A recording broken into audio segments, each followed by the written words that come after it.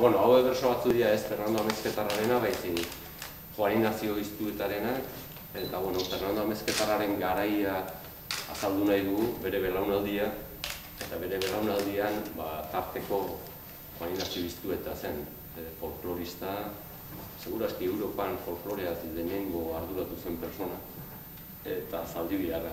Berso batzuk idatzi zizkion kartzelan zegoela, maite ere kartzelan zegoen bere maiteari Kontxesiri. Eta egitako berso batzuk hau dira.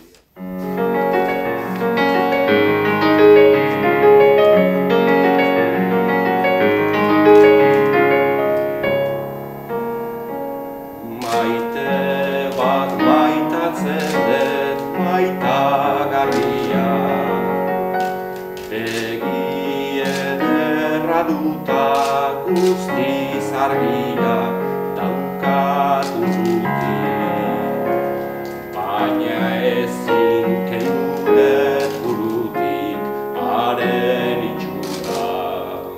Saldu albaliteke pixura urrearen truke, nork erosi faltakoen luke.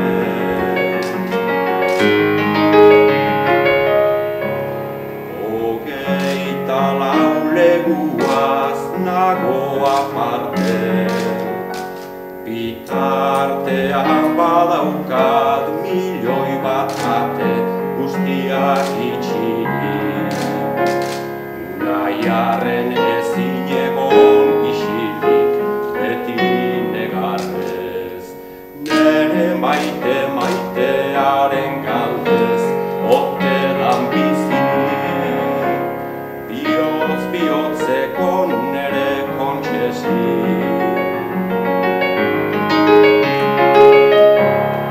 Lehengo gau batean egin dut amets, baina pensamentuak beti aldrebes irtetzen dira. Ustez nengoen zuri begira maite polita, kofrearen gainean jarrita kontu kontari, nahi nuen baina enintzen ari.